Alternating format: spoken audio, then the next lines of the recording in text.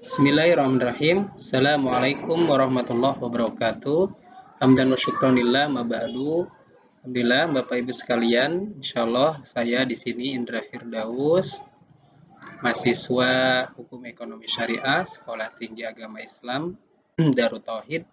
Insyaallah akan memaparkan tentang pengantar ilmu hukum yang diampu oleh Bapak Senki Nur Ahmadi SHMH dalam judul Pembidangan dan Klasifikasi dalam Hukum.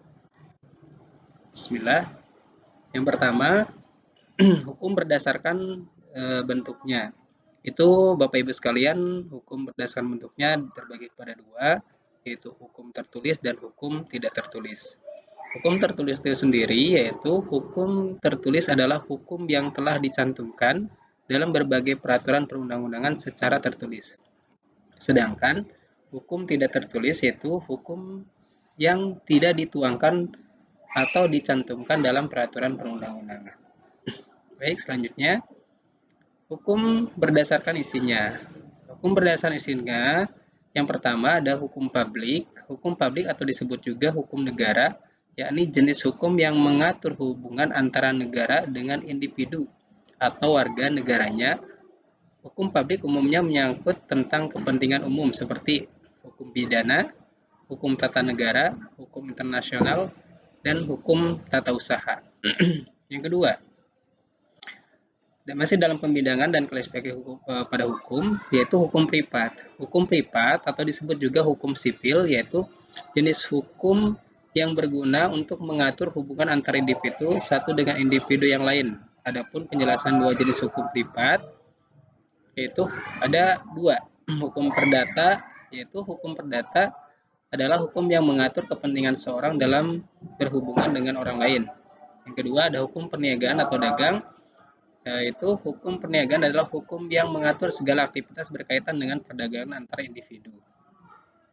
Selanjutnya, kami akan menjelaskan tentang hukum berdasarkan sifatnya, yaitu ada terbagi kepada dua, ada hukum yang memaksa atau imperatif atau duisen Recht, dan hukum yang mengatur atau fakultatif atau unvoluntaristic.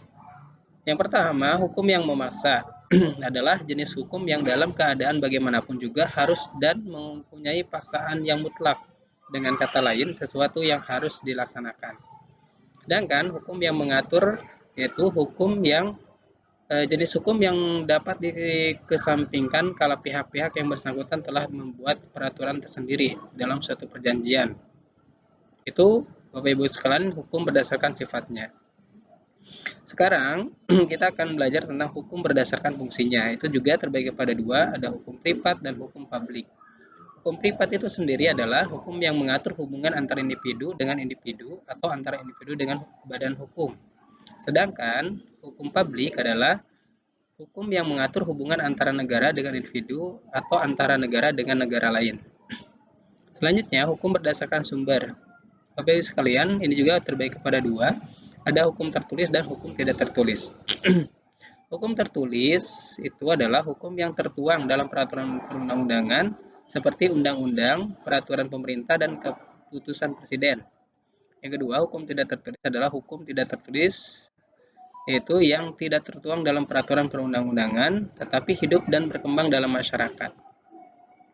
Selanjutnya, Bapak Ibu sekalian, hukum berdasarkan waktu itu dibagi kepada dua, ius constitutum dan ius contendum.